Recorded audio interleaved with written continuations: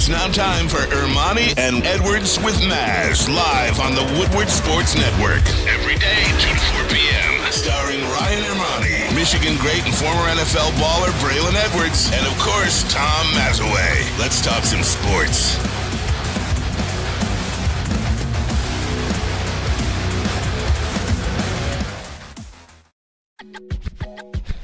Hey, let's go! Wednesday show, September 27, 2023. Ermanni and Edwards with Maz, Woodward Sports Network, woodwardsports.com. If you're watching on YouTube, we say hello to you. Subscribe to YouTube, to Woodward Sports on YouTube. Hit the like button as well. Braylon Edwards, good afternoon to you, my friend. Doing good, my friend. Sporting some drip from my boy Anthony Tomey. You know him, man. Yeah. Born in Detroit, so he sent me this Pistons love. Sent me this jabroni Goff hat. Some other things. Appreciate you, my guy. Having a great day. Hell, I'm ready to rock and roll. I'm wearing this drip from job number 1. It is Fox 2. We went on a little shoot today through one Fox of the 2 drip. We went after the 9 today. We went to a haunted house. I thought you were golfing. It is not my thing. Where at? Let me tell you, Pontiac? Eloise Asylum in Westland. I know that place. Sounds scary. We've done the whole, what's that place in Pontiac? Erebus? Erebus. Erebus. We've done Erebus. Now we go to Eloise. This place, you walk, you are totally freaked out, by the way. I have no idea, Tom Mazaway, why anybody likes to do this stuff. I do know about that. Last year, I got an invite to Eloise Asylum by somebody who used to work here, so I know exactly what you're talking about. It's in Westland. Westland. I know exactly what you're talking about. I'm not a big haunted house guy. I don't want to be scared. There's a little haunted garage in Grosse Pointe. A guy does it every year. I'll do that with the kids. Yeah. But they're not kids anymore, unfortunately. That place is great, It is. They do a great job, a really great job. And by the way, my drip is from 2005's All-Star game. Okay. Here in Detroit. Right. I'm going to see the Tigers tonight, so I figured I'd rock the Pudge Rodriguez jersey. Oh, man. So hold on, you were never like, okay, so we're getting into fall. What is fall? We're getting into October. You were never like the haunted house guy? I was never a Halloween guy. Okay. I actually despise Halloween. Being a dad, it's my favorite. I do get into it for the kids. Like, I like to walk with the kids and, hey, trick or treat, smell my feet, give me something good to eat, or whatever the kids say. Right. Whatever the kids say these days. Yeah. That part of it is great because they get into it. For adults, I have no idea why adults love Halloween. I adore it. Dress up in all these different It's very things. simple. It's very simple because it allows you to be a kid forever.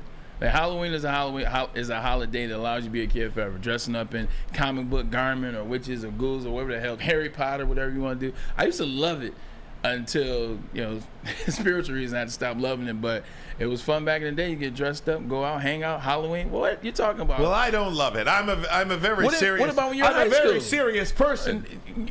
It says I never came out the game.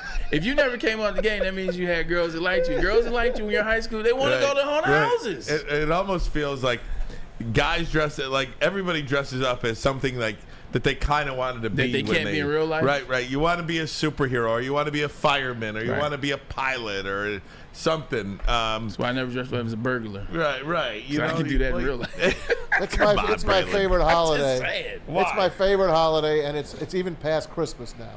What? Yes, it's past Christmas. I love the Halloween season. October is my jam. Well, I love October. But see, you like October. I love October. I love Halloween. But you're lumping sport, I think, into Halloween. Yeah. No. I love cider mill season. My house has been decorated for almost 2 weeks already for Halloween. Really? Kathy and me and Maddie and Lily and Abby when they're home. It is phenomenal. Ryan, I just you gotta love give it. me one. I You're love sick. the looks of it. Sick. I want to get the skeleton, man. I want to get that The 8 foot. I want to get the 8 foot skeleton. Kathy won't let me, and I want to leave them up all year round, and I want to dress them up. Well, your neighbors will call the police. No, because because city ordinance. There's a guy in Jersey that does it for his house, and he dresses the skeleton up for every single holiday. I think it's awesome. I just love it. What's wrong with it? It's just fun. It's fun. There's nothing wrong with it. It ain't my cup of tea. You get candy? I think all the adults are kind of silly in doing all this stuff. You are. Did you enjoy it in college? I did not. You did? I did not like. I never like. I think there was something about I think I was scarred. I think I was scarred as a child. Hope you got egged. No, I think I was scarred as a child.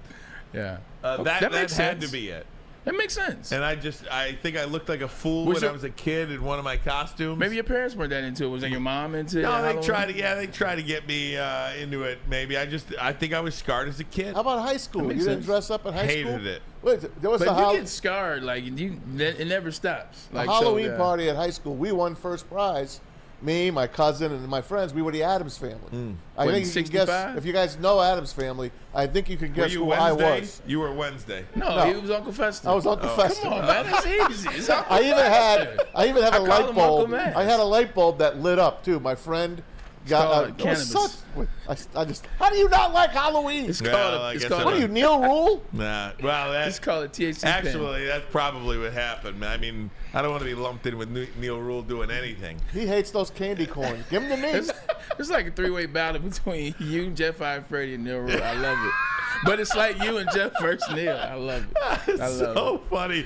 Guys, let me tell you that Woodward Sports, as you know, has expanded. Weeknights, it is Woodward Nights. That's right. Booner and Broder team up every night, 8 to 10. The hottest takes from these two young up-and-coming bucks. Catch him tonight and every night right here on our YouTube channel, Woodward Sports on YouTube. Woodward Nights, 8 to 10, Booner and Broder. I'm going to dress up as Mike G this Halloween. Stop. So funny. I'm going to dress up like Ryan or you Grinch. I'm going to do that. I'm going to get some glasses. I'll get a Lady James do. Get myself a little Woodward Sports Network or Fox 2 quarter zip. There you go. Maybe you could dress as Mel Tucker. Speaking of which. What, jobless? Today was first of all, Mel Tucker. Got him. Exactly. JB, thank you for that. Parker, I want to introduce you guys as well. JB and Parker back with us today. Has there been a bigger fall from grace in such a shorter period of time than what has happened to Mel Tucker? No. Less than 2 years ago, and I mean literally less than 24 months ago, this guy was on top of the college football world. King of the state. Yeah. He was the #1 coach in the state, not Jim Harbaugh. He's still 2-1 against Michigan. Michigan State was the #1 team in the state, not Michigan. And it all came crashing down. And here today, fired. This was a termination letter written by Alan Haller, the vice president and director of athletics. It says, Dear Mr. Tucker, I write on behalf of the university to terminate the amended employment agreement dated November 24, 2021. Then it goes on to a bunch of legal jargon. It says, simply put, the response does not provide any information that refutes or undermines the multiple grounds for termination for cause set forth in notice. Instead, the 25-page response, which includes a 12-page letter from your attorney and a 13-page expert report, provides a litany of excuses for your inappropriate behavior while expressly admitting to the problematic conduct outlined in the notice. Can we just stop there for a minute? Yeah. Woo! It gets better. Here we go. All right. For example, when speaking to the statements that you made during the investigation that were addressed in the notice, you maintain that you, quote, told the truth in the investigation without reservation, end quote. Later in your response, you again admit to having multiple discussions with the vendor on, quote, the possibility of future programming, end quote, and to conversations you had with the vendor regarding her appearance, flirtation, and phone sex. It is immaterial. I love the terminology. Oh, man. Vendor. It is immaterial if, as you allege, these actions were perpetually consensual and somehow occurred outside of your workplace. As the university previously stated, quote, it is decidedly unprofessional and unethical to flirt, make sexual comments, and masturbate while on the phone with a university vendor. Who made that rule up? Whoa! When that rule come into play? My goodness. Hey, yo! Your unconvincing rationalizations and misguided attempts to shift responsibility cannot and do not excuse your own behavior. Had you not engaged in this inappropriate and unprofessional conduct, the university would not be subject to public disrespect and ridicule regarding your actions.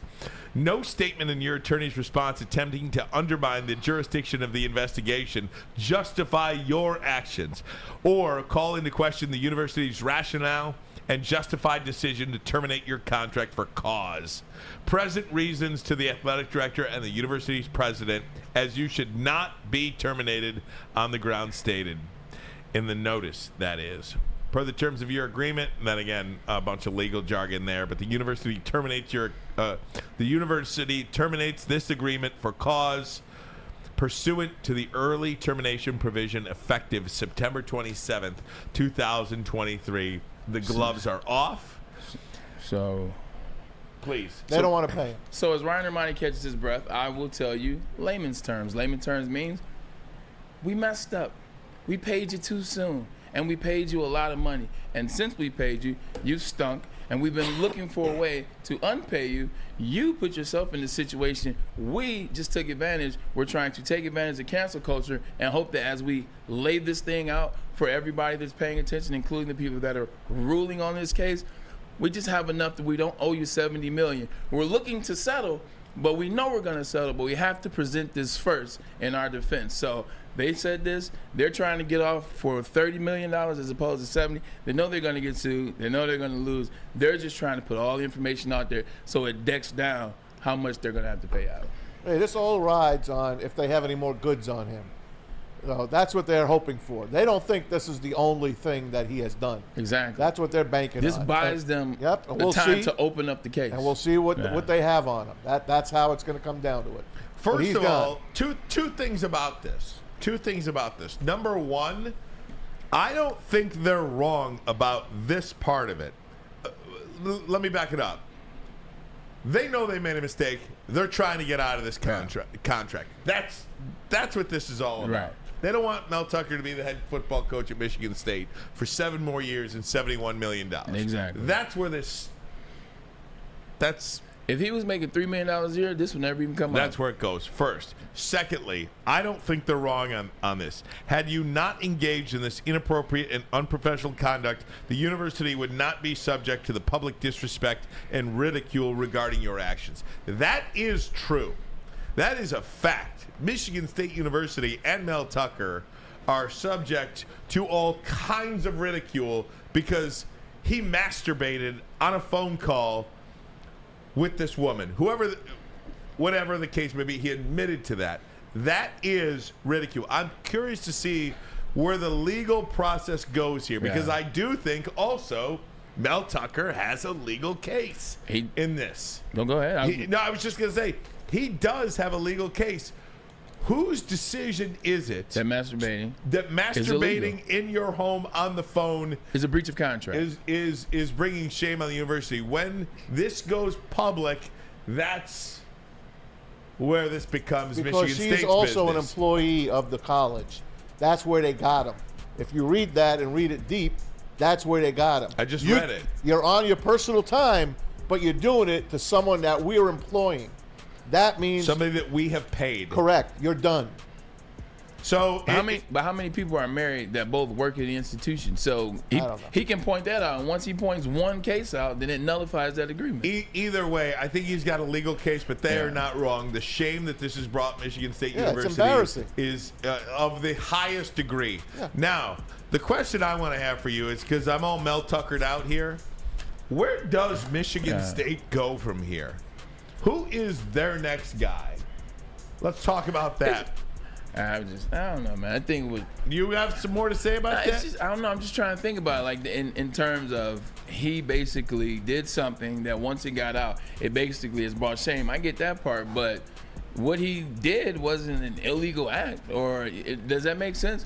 Like the same thing. It's not illegal to jerk off.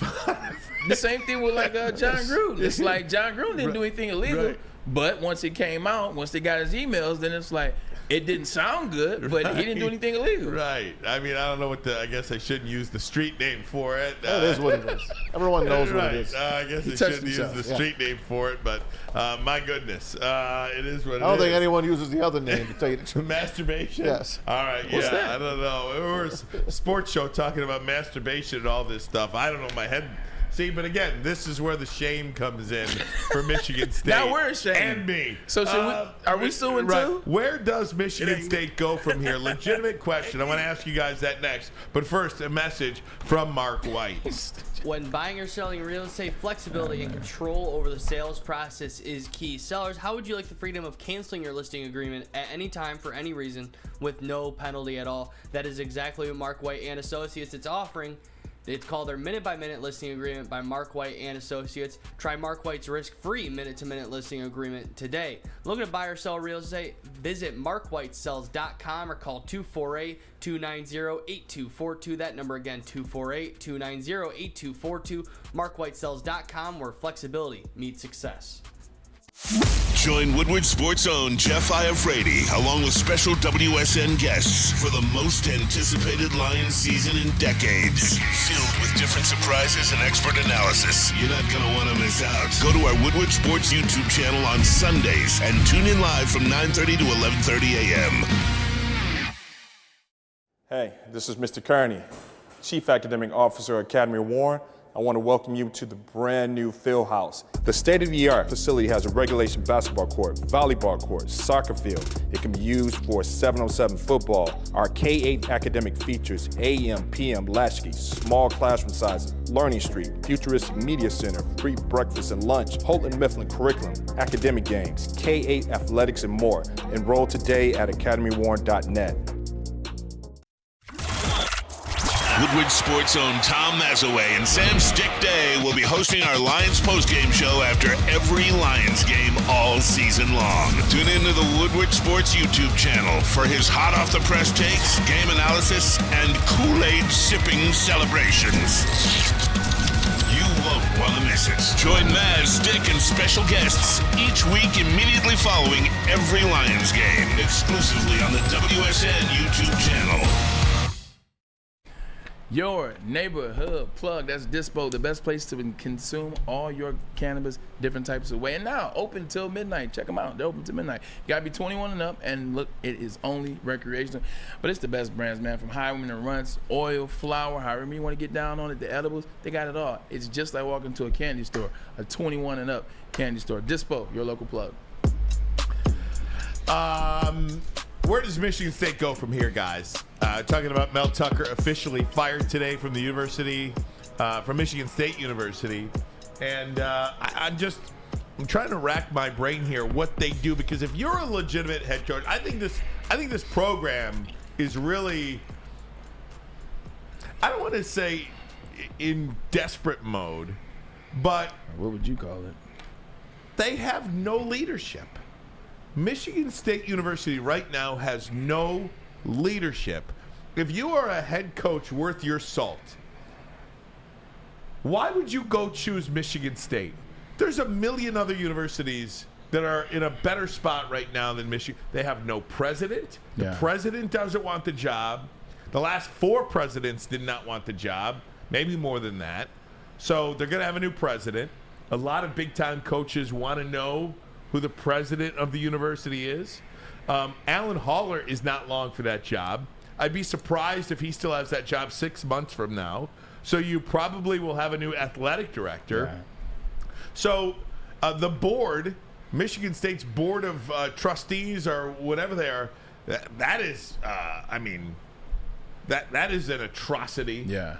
The way they do business up there. Those I don't know what they officially call them, board of trustees or whatever. Regents. The regents. You know, we call them regents at Michigan. Yeah, I think they're called something different at Michigan State. Whatever it is not working. So the board is a disaster. Vendors. The board is a disaster. There's no president. The athletic director is not long for that job. He's going to be out of there probably in 6 months. Why do you say that? I think he's lying. I think Alan Haller is lying, and he's going to be caught lying. Lying about what? Lying what he knew when he knew it. And I think that's going to be a big red flag for a lot of people in East Lansing. Because I think the only reason he came down and suspended Mel Tucker when he did is because it became public. I think he absolutely knew in the weeks and months leading up to this thing coming public. They absolutely knew about it. Mel Gibson, Mel Tucker. They were actually doing other things on campus, things that I know about from friends that I have that went to Michigan State that were alums. So they knew about the whole thing. The whole thing is going to come crashing down, but how much further can Michigan State come crashing down? Every year it seems to be something at a major scale level. So if I'm Michigan State and it's just a football program we're talking about, where does football go? You got to make a move like when you went and got Mark D'Antonio. You went and got an older guy, seasoned guy, and he brought discipline to the football team. He brought a culture to the football team. It's like North Carolina. When they went on and got Mac Brown, they got an older coach, can bring some discipline, can bring a system in, some consistency, teach guys how to do it. Somebody that you can trust, somebody that you can believe in, somebody that you can go to sleep at night and won't do anything in the middle of the night to ruin your program. And I know it's the new day. You got to worry about the NIL and how to sell the NIL. They just need to worry about having a decent football team to put on the field and be respectable as an institution for a year or so. So if I'm them, I go the way of an older situation. Like I'm not saying Mark D'Antonio, but I'm talking about when they brought Mark D'Antonio to Michigan State, he was an older coach. Just like North Carolina when they brought in Mac Brown, he was an older coach. Listen, man, they got money. They got a guy that owns United Wholesale Mortgage, and their top guy. Let him and Tom Izzo sit down. They got friends. They got good people that they know. Let these guys come in and save their university. I know Tom Izzo probably doesn't want. But I'm just saying, these guys. I want to turn my program over to people that I can trust. Right. And I can trust Matt Ishbia and Tom Izzo to help me in this search. Now, I got a guy for you. He's going to get canned this year. And you bring him here, he's got relatives at Michigan State. Who's that? Robert Saleh. He is going to get canned from the New York Jets. Yeah. Canned. This is his home. Yeah. Dearborn. He's got people at Michigan State in his corner. I think Robert Saleh would be a great fit for Michigan State. He's an NFL guy, man. He's going to be gone. But he's still an NFL guy. NFL guys don't know how to relate to the children. You don't think he does? He's a young man. But what if he doesn't want to? He wanted to be a head coach, and he finally got that opportunity 3 years ago. He doesn't want to go. That's not even a lateral move. That's a backwards move. So I don't know who the coach is, man. I don't. But what I can say is, how you know Matt Ishbia and the powers that be want to sit up and worrying about trying to fix their institution? Because it's just not about hiring the right coach at this point. It's where it's a president, it's an AD, it's a system, it's other coaches. Tom Izzo's about to leave. You won't have the Godfather there much longer. If I'm Matt Ishbia, what did I just do? I just bought the Phoenix Suns. I ain't got time to worry about Michigan State. He also paid Mel Tucker. Well, guess what? He's out the door. He can worry about Mel Tucker's severance from Phoenix. His job is now worrying about the Phoenix Suns, worrying about UWM, how much money they're going to make. He doesn't have time to sit down and worry about East Lansing problem. And that's going to be a lot of these billionaires at this point. Like, look, once you guys figure it out, get a president, get an AD, then bring me in and I can chill out some money for the coach at Duke or the coach at wherever. But until you guys figure out the consistent problem, I don't want to worry about that. I got business to worry about. I don't know if it's possible for me to agree with you more about what you just said. Yeah.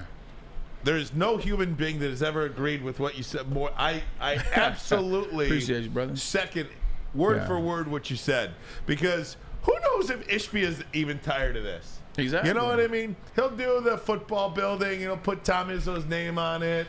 That was all before he was an owner. Right. It was all before he was an owner. You're absolutely right about that. And you'll remember Ishbia and UWM had that big NIL program where they paid all of MSU's athletes a monthly stipend. They have since pulled that away. They have? They have. What was that, $500? Yeah, it was like $500 or $600 a month for every athlete at MSU. Yeah. They have pulled that away. I didn't hear about that. They have stopped those payments. They have stopped doing that program. They don't want you to know that they stopped doing that. He's just throwing money away. Look, Matt Ishbia did not get to where he got because he throws good money after bad. Yeah. Once he makes. Hey, it's just a thought. But what I'm saying is, once you make a mistake, you cut your losses. And you don't make that mistake again. I think Michigan State is going to have to hire a Mark D'Antonio type coach. Mac Brown, Mark D'Antonio. No. What I'm saying is Michigan State. Mark D'Antonio before he was Mark D'Antonio. Like, when Michigan State hired Mark D'Antonio, nobody knew who the hell he was. In fact, I think there was reports that there were 2 head coaches hired, Mark D'Antonio and then somebody else who I forget. And everybody's like, no, it's D'Antonio, this guy from Cincinnati. Oh, no, it's this guy. Remember that, man? Yeah. I do, but I can't remember the other guy. Nobody even knew who Mark D'Antonio was. Mark Richt, maybe? Now, listen, who's at Ohio State that didn't get the gig? I was Brian just thinking Hartline. about the There you Brian go. Hartline. There you go. Brian Hartline would be great, but again, every time there's a job open for Michigan State, you immediately go right to Ohio State. And you know who doesn't want the job? Brian Hartline. Luke Fickell did not want the job. Luke Fickell took Wisconsin over Michigan State. Yeah. Just think about They offered Larry Johnson Sr., the defensive coordinator, the D-line coach. He chose to stay at Ohio State. Luke Fickell actually chose to stay at Cincinnati instead of coming to Michigan State. What does that say? And then he chose to go to Wisconsin. Got him in the 4. And that's why when you were talking about Urban Meyer going to Michigan State, I said, hell no. There's no Luke way Fickell didn't Urban want to Meyer's go. not going And Brian Hartline is not going to go, and he's not going to go for this reason. He's staying close as he can to Ohio because if you look at his track record, all those wide receivers that have come out that have been 5-star, from Ibuka there now to Marvin Harrison now to Paris Campbell to the list goes on, Chris Olave, Jackson Smith and Jigba, he's going to get a big job. And if I'm him, I'm not going to take my Ohio cachet, my Ohio State of Ohio, where it's some of the best recruiting ground in the country. I'm not leaving that to go to Michigan State. I'm not getting those kids to come to Michigan State. And I'm sorry, Brian Hartline might be able to take over at Ohio State in 6 months. Exactly, 100%. Or in 4 months. So I don't know if you're counting on Brian Hartline. Yeah, keep counting. How about throwing What? Urban Meyer?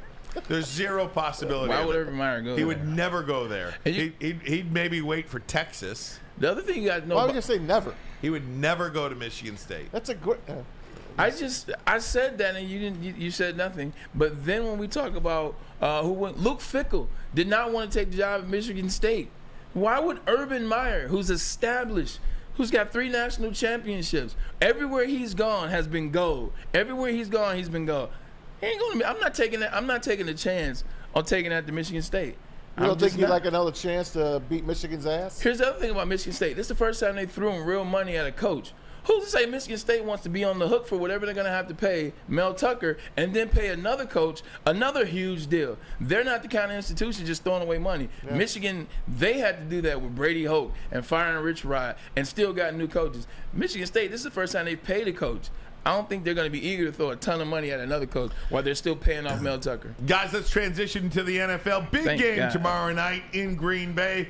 Coming up next, we're going to be joined by Pete Doherty. He is the Packers columnist for the Green Bay Press-Gazette and USA Today networks in Wisconsin. Also, Dan Miller is going to join us, Lions play-by-play voice, and, of course, Fox 2 Detroit sports director. So we've got Pete Doherty now. We've got Dan Miller at 3. Lots to get to coming up next. But first, a message from Planet Fitness. Yes, Planet Fitness is your home of the judgment-free zone where anyone, and I do mean anyone, can feel comfortable and work on their fitness goals. At Planet Fitness, you'll experience a squeaky clean gym with tons of equipment, a full body workout in just 30 minutes in the 30-minute circuit, and all memberships include fitness training. And yes, they are still just $10 a month.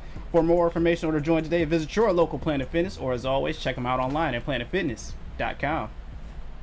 At work and at home, we're there with smarter security solutions, featuring complete automation with customized alerts and more. For over 90 years, we've been the company that's been counted on to protect what matters most, all with personalized service and care. Right now, for a limited time, receive a free video device plus free installation with a new home system. Guardian Alarm. We protect Michigan. Now, coming to Woodward Sports. Woodward and Main Street. The Woodward Sports Network Detroit Lions Show. Let's go! Catch Gabrielle D. Phillips, Matt Broder, and Terry Foster for all the latest news on your Detroit Lions every week. Only on the Woodward Sports Network YouTube channel and woodwardsports.com. Your home is your most important asset. Flexibility in the sales process is key. When you work with Mark White & Associates, you can cancel at any time, for any reason, without penalty. Speaking of flexibility, check this out. Who you work with matters. Hire the best broker in the game.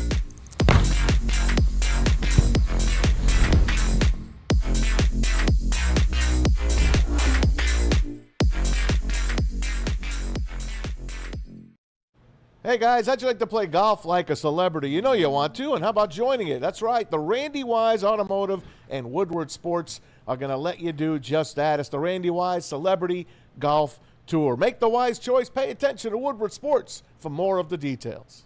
Hey guys, major trade in the NBA. We'll talk about it later, but I just want to announce it right now. The Portland Trail Blazers are trading Damian Lillard to the Milwaukee Bucks as part of a 3-team deal that will also include the Phoenix Suns. Portland will receive Drew Holiday. DeAndre Ayton goes from Phoenix to Portland.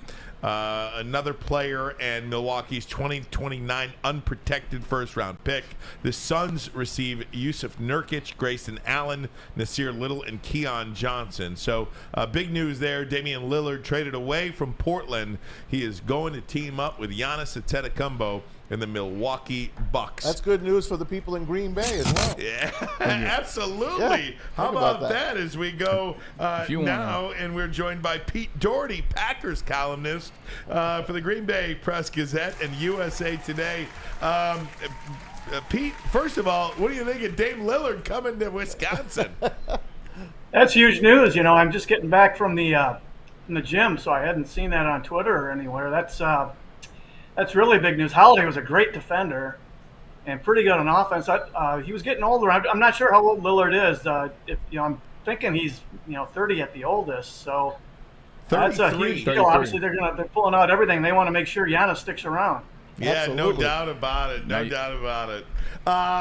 Pete, let's get into this one. Lions and Packers, it's always fun. Obviously, last year at Lambeau, the way the season ended kind of catapulted things for Detroit and sent the Packers in another direction, too. Just take me back to that game last year. Did you guys get a sense last year that the Aaron Rodgers run was over after the finale last year in 2022 and things were going to be kind of evolving for the Packers organization? Nobody knew, and you knew it was at least a possibility. I remember my feeling was I remember driving home from that game thinking, man, if I'm the Packers, I think I would trade Aaron Rodgers. And then as I thought about it more, for the next month or so, and I looked at their salary cap, I got to the point where it's like, I don't see how they don't trade him. And I think they were open to him sticking around if he would have done it under their guidelines, as in no Cobb back. Bakhtiari they did bring back, but no re-signing Allen Lazard. They would have just let a lot of guys go, and I don't think Rodgers would have gone for that anyway. So it was time for those sides to part, but the Lions put the final nail in it, because if they had made the playoffs, they might have been more inclined to bend more to what Rodgers wanted to do, especially if they'd done anything in the playoffs. Pete, you're talking about Aaron. Let's move on to the guy that replaced him, Jordan Love. The era has begun. 2-1 the Green Bay Packers are. Just talk about the Jordan Love experience thus far. Has it been more than you thought it would be, or has it been less? A little more. Watching him in camp, it was like he was a little better each week, and if I were the Packers, by the end of camp, even early in camp, okay, I would be feeling, I'd have been feeling okay about him. Like, hey, I think this guy has a chance to be good. Maybe, you don't know.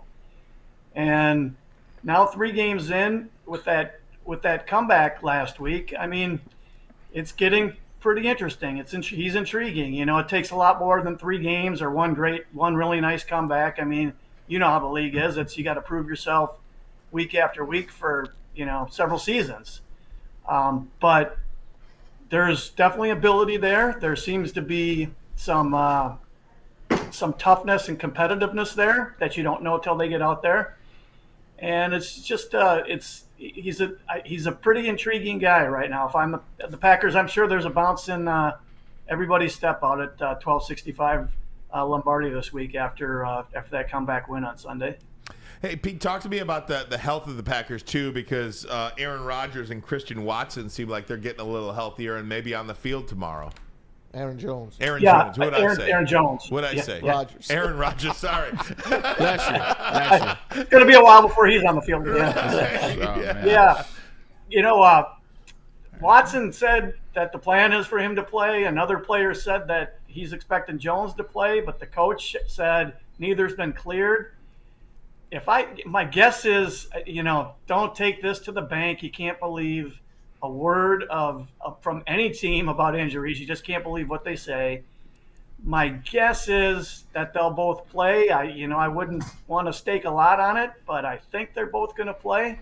I think that's one of the reasons they didn't play him last week was they knew they had the Thursday game this week, and so they didn't want to fatigue him Sunday and then have to turn around and play him again on Thursday and raise the risk of getting hurt. So I think there's a decent chance both those guys will play, and as long as they're not too rusty, that's their two most talented guys on offense. So the Packers' offense changes and gets more dynamic with those guys on there, especially with Jones because of the running threat. Both guys changed the way defenses play. Watson because of the deep speed, but Jones makes them do more to honor the run too. Talking to Pete Doherty, Packers columnist for the Green Bay Press-Gazette and USA Today. Pete, talk to me about this offensive line for Green Bay. I was reading that 3/5 of them are questionable this week, including Bakhtiari. Yeah, he's missed the last two, so he hardly practiced at all during camp. I think the last 3 weeks of camp he didn't practice at all. Didn't play in the preseason games. Plays against Chicago, can't go the next week. So that's a really bad sign for that knee. And then he didn't play last week either. The guy who's been playing for him, former Big Ten player, Rasheed Walker, he played at Penn State. I think they're okay over there with him. He's looked pretty decent the last 2 weeks. Now, I think the Lions move Hutchinson around, so if this guy's matched up with Hutchinson, he will have his hands full, and they're going to have to help him on all that stuff. But the drop-off from Bakhtiari to Walker is not nearly as great as you would have thought it was, back in August or, late July when camp was starting. So I think they'll be at least okay there. Zach Tom hurt his knee last week. Who knows if he plays this week? Elton Jenkins is out. He tore his MCL, so he's out for probably a couple more weeks. They have some depth at tackle, so I think Yosh Nijman would play right tackle. He started 20-some games in his career. So the line will be okay. It won't be as good, but it still should be. It should not be a disaster, put it that way. Pete, I want to go on the other side for a second and talk about the defense. And you brought up the Big Ten, so let's stick with that theme and talk about Rashawn Gary, a player this area, for those all familiar to about. 3 sacks last game. The defense seems to be holding teams under. I mean, you can do what they did to 25 points against the Falcons, but they gave that touchdown at the end. Defense playing really good. Talk about Rashawn Gary in the defense. Yeah, he's their best guy on defense, and he is super talented. They caught a lot of flack when they drafted him because, as you guys obviously will know, his actual college stats, what did he have, like only 4 sacks, I think, his last year? It was crazy, Pete. Yeah, crazy. They were not very good. Yeah, but he is a talented dude, and he's got a really good motor. He's hungry. He wants to be great. Like, he's everything you're looking for, and the thing that's a surprise with him was he tore his ACL in, I think it was early November. I think it was at Detroit, actually. In early November, I think they played.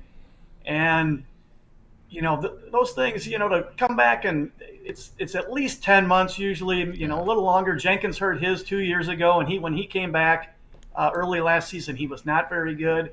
Gary came back, and he got back later in camp, and he looked good from the start. And they're monitoring his snaps. I think he played 23 last week, which is up from the week before. So I would guess he might push 30 snaps this week. But they're putting him out there when they got to have a pass rush. And I'm not saying he's the best pass rusher in the league, but I'm pretty sure he's got to make the top 10, and maybe he's knocking on the door of the top 5. He might be. But he's their best guy on that side of the ball. Hey, Pete, the series, obviously 188 games between these two teams by the time they play on Thursday. Packers got them, I think, by 30 right now on the win column. I think everyone's got the Lions on the win column, but they've won 3 in a row here in Detroit. That doesn't happen a lot, man, especially 2 at Lambeau, which is something. What's your take on the Lions going into this game? My take on the Lions is probably similar to most people. They're a team on the rise. They really have taken to their coach, it looks like, from way outside looking in. Goff is he's not a top 10 quarterback, but he's in the kind of Kirk Cousins range of things. So he's, good enough where you can win a lot of games with him. You've got to get some talent around him. But, I know they took a lot of guff for drafting that running back so high. But it's funny, when they picked him, my first thing, because I remember when he played for the Rams and looking into the stuff when the Packers played the Rams, it made a lot of sense to me, because if this guy is, the running back / receiver that they think he is, when Goff was good in Los Angeles, it's because he had a really good running back. Now, why am I blanking on the guy from Georgia? Todd Gurley. Yeah, Todd Gurley, who was he was a great runner and a really good receiver. And look how good that offense was out there when they had that guy as their threat. And when Gurley's knee acted up the second half of, I think it was 18, that offense, it kind of tanked, but it got a lot worse.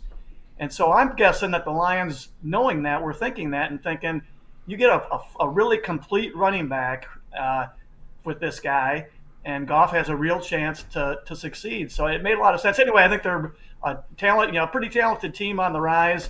And Hutchinson was impressive last year, and I watched their opener this year, and he looked like a better player this year.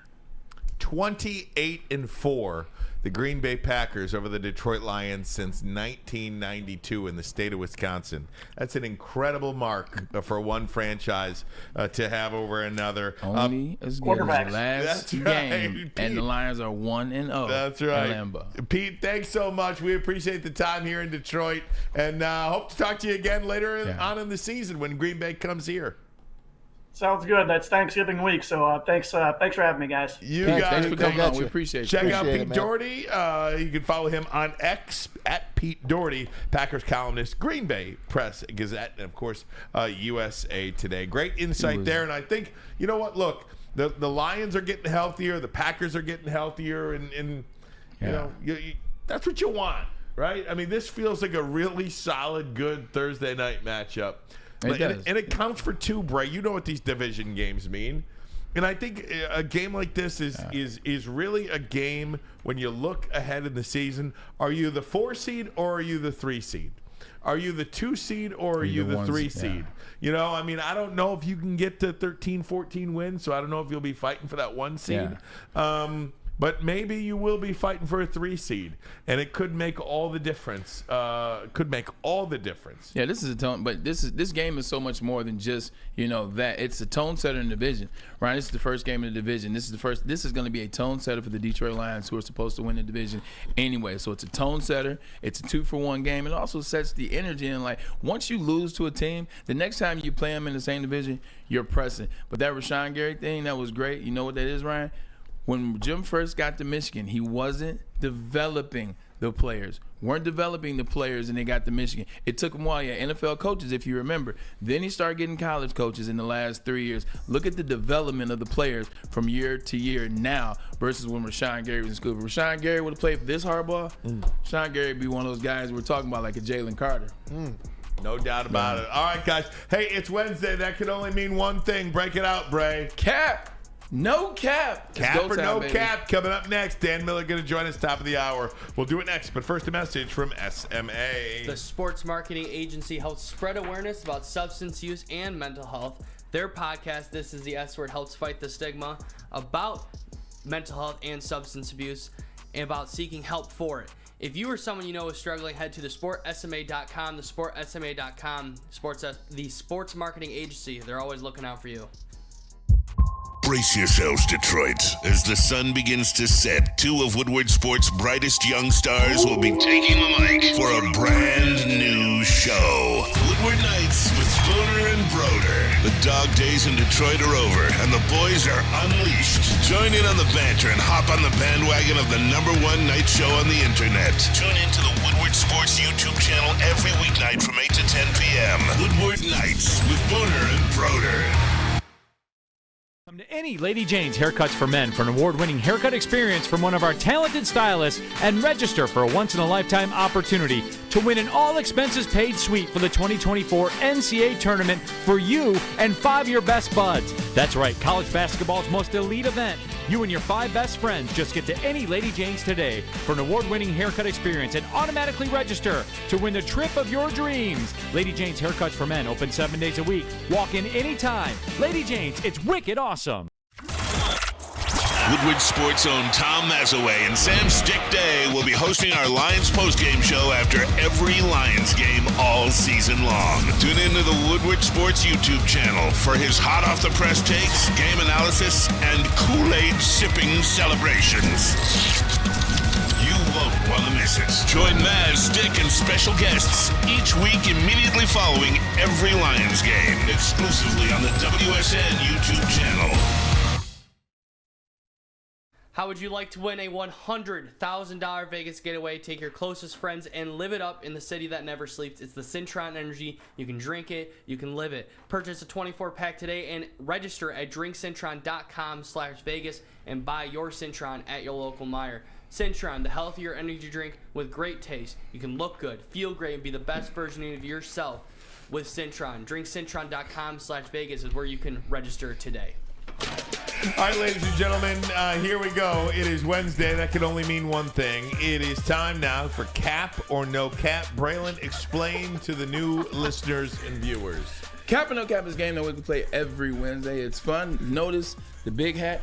It's cap. If I ask a statement or if I make a statement, you ask yourself, is it cap or is it no cap? Cap means it's a lie. Like Pete telling me that Jared Goff's not in the top 10 last segment, that's called cap. Because he's definitely in the top 10. Statistically, he's in the top 5. But let's get right in rock and roll. Everybody has their opinion, so we'll let Pete have his. Number 1 for me. Throw it up there, Parker. Jared Goff, speak of the devil, look how he does that. Jared Goff will see 300 yards for the first time this season. Ryan Ermanni, is that cap or no cap? I think it's cap. I think you're going to get Monty back. I think you're going to get Taylor Decker back. When you're on the road, you want to establish the run. You want to establish the dominance. So I go cap. Ooh, cap. You don't think Jared's getting it, all right? I don't think he sees 300 yards. How about you, Tom Mazaway? I think it's cap as well. I think the Packers have a pretty darn good defense. I think the Lions will get the job done, but they're going to do it the way they usually do it, 50-50. So I'll go 280 on the yards on the passing. Ooh, I don't know. I got to get Parker in here on this. I know Parker may have something different to say about that. Parker? I mean, I don't think 300 outlandish for the Packers, but I mean they do have guys like Jair Alexander, so that might stuff up the yards. And I've got to say cap. I think they're going to try and establish that run game and keep on giving Jahmyr Gibbs those touches this week. Ooh, I got 3 caps on a Jared Goff going for 300. Oh yeah, I mean, well, you know what? You know what JB's going to give you. JB, if you're going to say captain, I'm not going to you. He's not. I actually am. I'm going to say cap. I didn't think he was. Go there. Packers defense isn't as terrible as people think, so I don't think Goff gets 300. 250, 280, I think that's reasonable right there for him. You guys have no faith. Look, you see this right here? You see me take this hat off? This is no cap. Jared Goff will throw for 300 yards. You see last week they get Sam Laporta involved. Now he's got number 2, Jahmyr Gibbs, starting to get the ball. 18 carries last week. He's going to start passing the ball more. You heard our insiders say that. Matt Broder. So I'm trusting Matt Broder. I'm going. Look at that. Jared Goff, 300 plus. All right, bro. Let's go. No cap. All right, question number 2. Or statement number 2, I should say. Jordan Love has a big game versus the Detroit Lions. Maz, I'll start with you. That is cap. The Lions defense is going to be all over this kid. This kid is going to be running for his life. You just heard Pete Doherty say a couple of Packer offensive linemen are down. Bakhtiari is one of them. I think he's going to have his worst day of the year so far. I think the Lions are going to own him.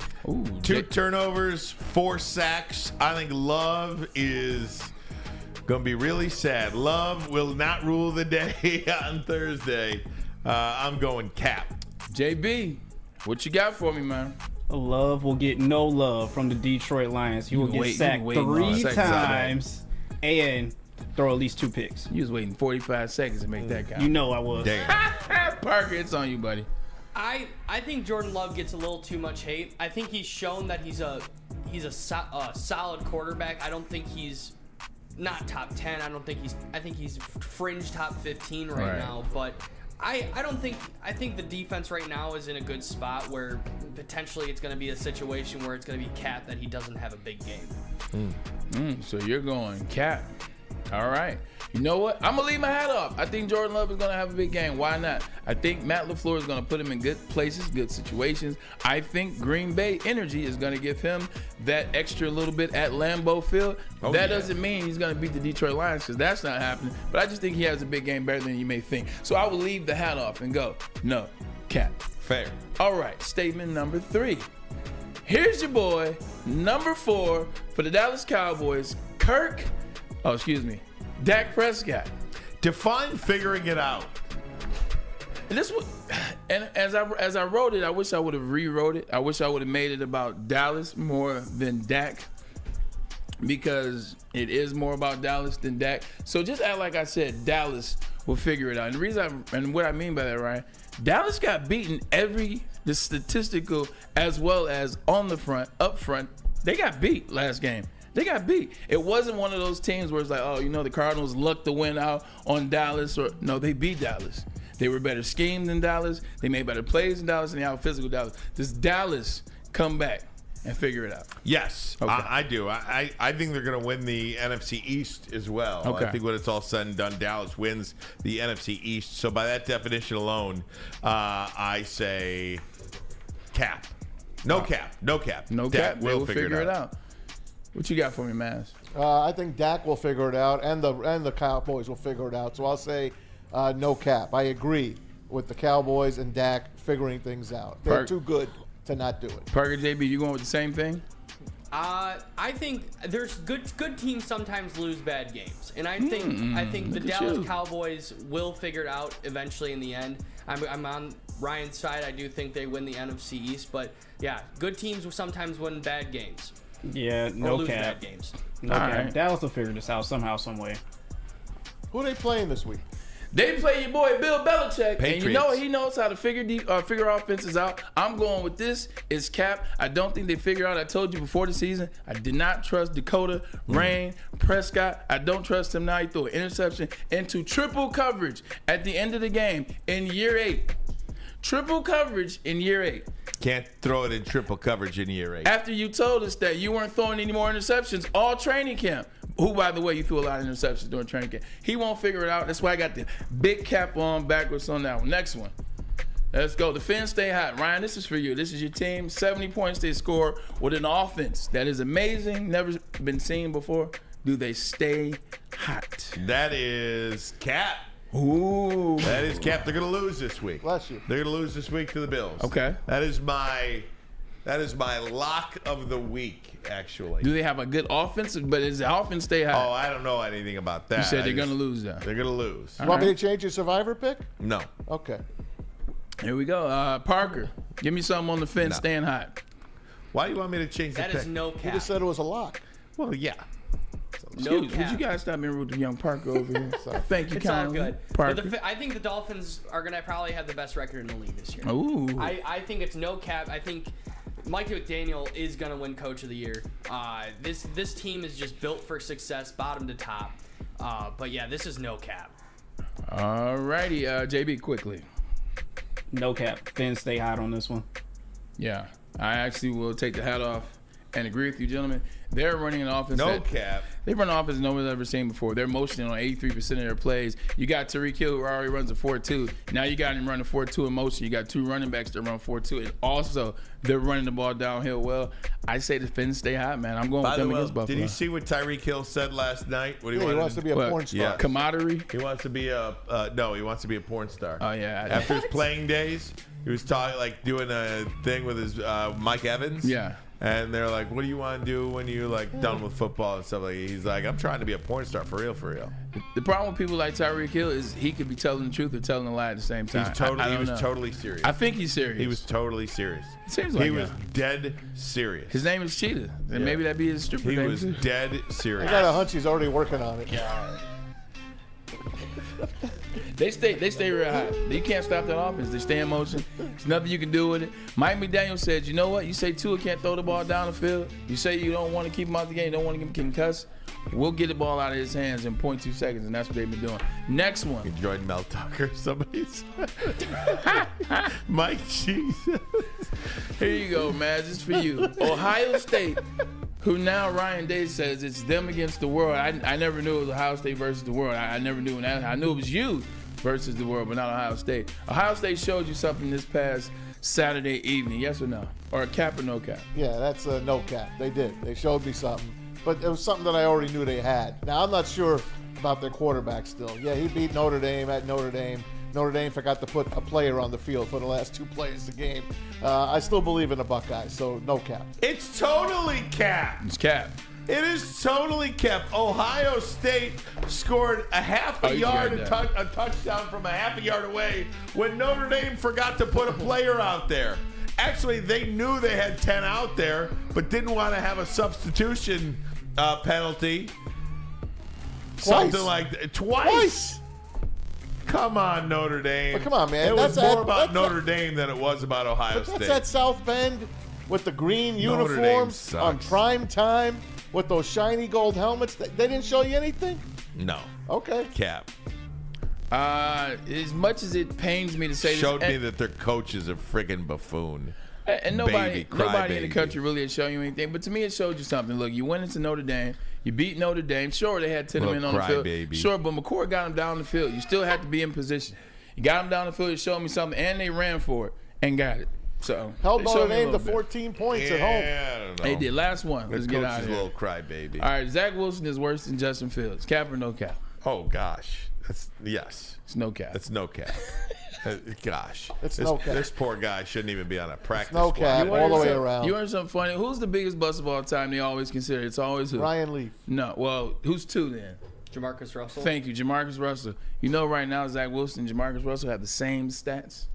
Same through this point right now in Jamarcus Russell's career, his stats are slightly better. Both bad quarterbacks.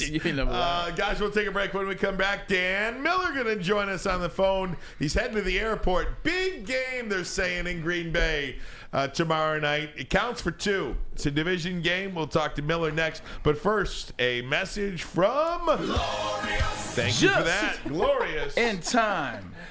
For football, Glorious Cannabis is dropping this, and it smells and tastes is so refreshing. It's Honolulu Blue. You know, when the Detroit Lions win, because they will win tomorrow, go down to Dispo and pick yourself up some of that Glorious Cannabis. And actually, you can pick the Honolulu Blue up online as well at gloriouscanna.com. Glorious!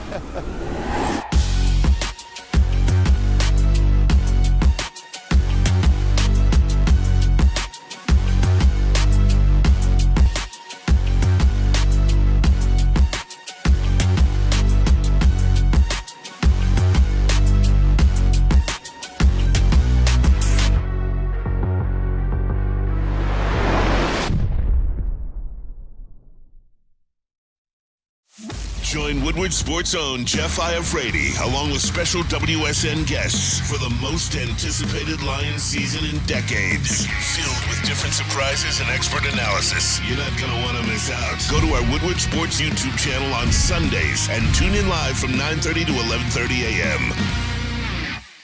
Gabby is a college student struggling to study for her big exam. Then she discovered Syntron, a healthy way for her to stay awake and focus. Jennifer frequently has chaotic days like this until she gets online, orders some Syntron, and finds her groove. April visited her local grocery store, purchased a case of Syntron, and entered to win the Syntron 100K Vegas giveaway. Pick up your case of Syntron today at any Meijer location or visit drinksyntron.com/Vegas and enter for the 100K Vegas giveaway.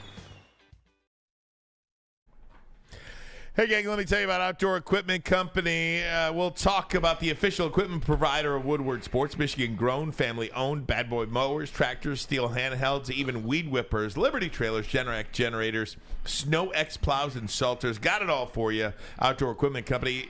Buy it, rent it, 0% financing, delivered to your doorstep. OutdoorEquipCo.com. OutdoorEquipCo.com, your power equipment playground. Welcome back, Woodward Sports. If you're watching on Fox2Detroit.com, we say hello. Maybe the Fox Local app on your smart TV. Got a treat for you. It is top of hour number 2. We're joined by Dan Miller, voice of the Detroit Lions, and of course, Fox 2 Sports Director. Dan, how you doing, buddy?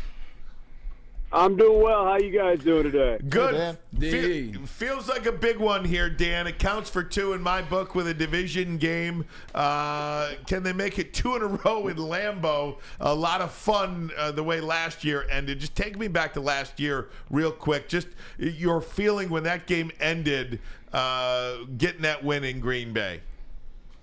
Well, I think you got to go back almost to when it started, and they were showing that Seattle and the Rams game on the big screen inside Lambeau Field, and you just saw the Lions' playoff hopes slipping away as some of those bad calls were raining down on the Rams and in favor of Seattle. And then you got to the game, you didn't know what to expect. I mean, it's your playoff hopes were gone. You're playing a team who has everything to play for.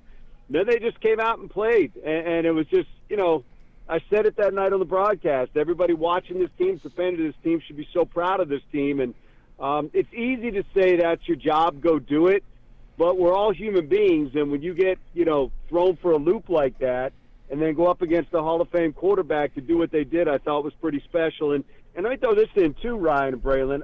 They've now won, going back to last year, 5 out of 6 on the road, including at Green Bay and at Kansas City. This team's kind of figuring some things out away from home, which in this league is not easy to do. D-Mill is always good to talk to. You're absolutely right. I never even thought about that. They have won 5 of 6 on the road. Hey, you got to have 2-star offensive weapons to win in this league. You got to have a Travis Kelce and a Tyreek Hill. You got to have a Jamar Chase and a T. Higgins, and the list goes on. It seems like the Iron Sky is telling me Sam Laporta could be Jared Goff's number 2 weapon.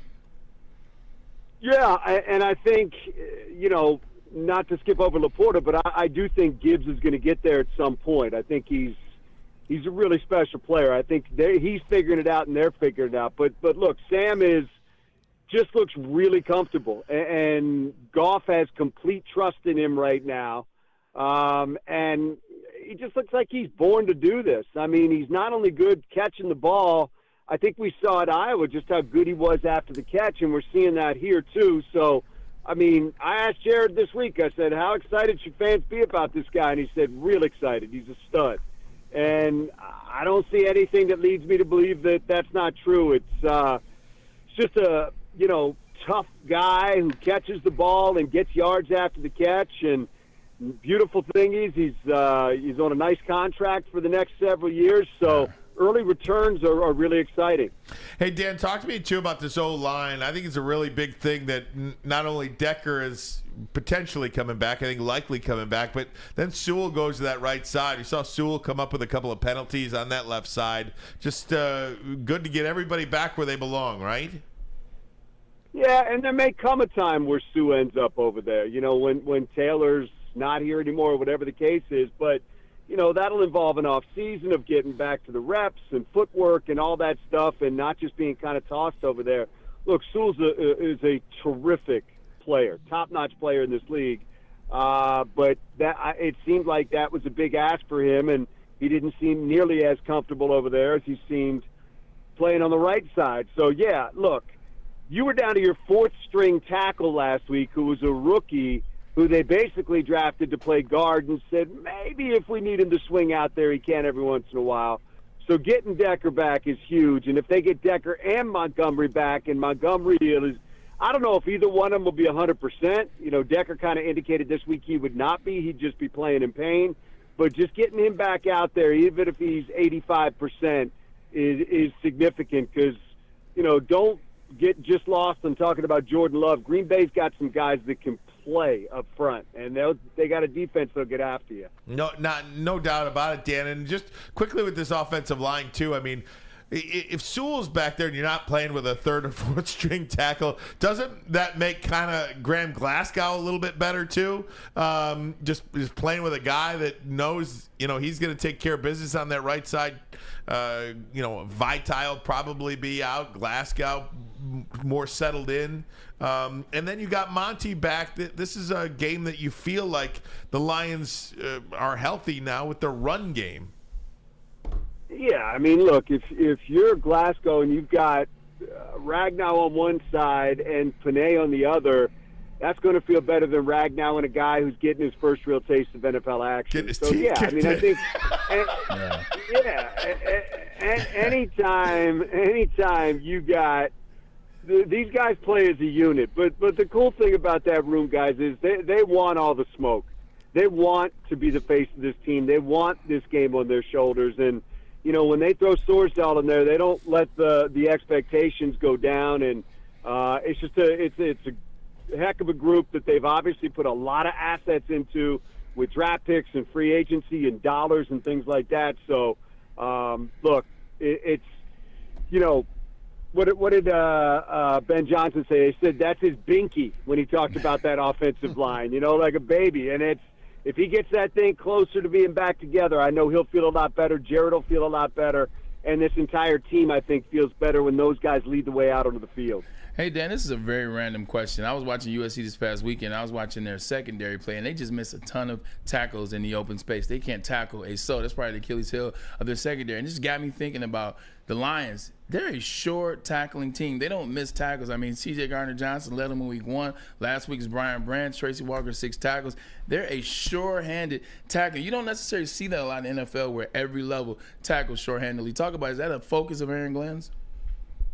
Yeah, I don't think there's any doubt. I think they have a certain type that they look for at that position, and you have guys, you know, in Jerry Jacobs and Cam Sutton and Brian Branch and CJ when he was in there.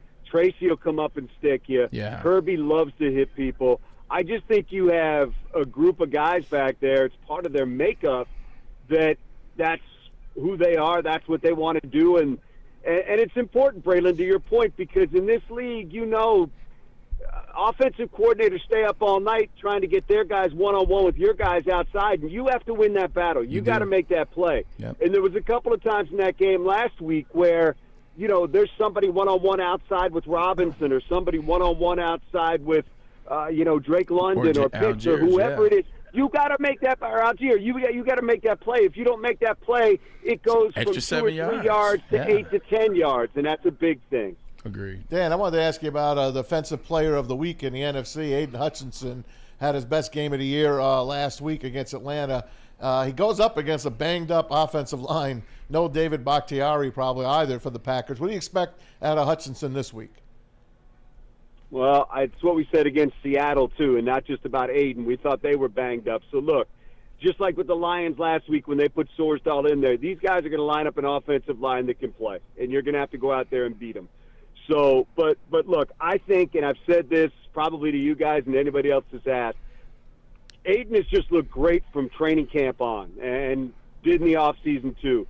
I think he looks bigger, more confident, faster, stronger, everything. He's relentless in his work ethic. He wants to be great. And I thought he was outstanding in the first game against Kansas City. You know, I didn't think the defensive line played nearly as well in the second game against Seattle. And then as a unit, they were terrific in that game. And, look, there were guys that were getting plays in that game against Atlanta because of what Aiden was doing.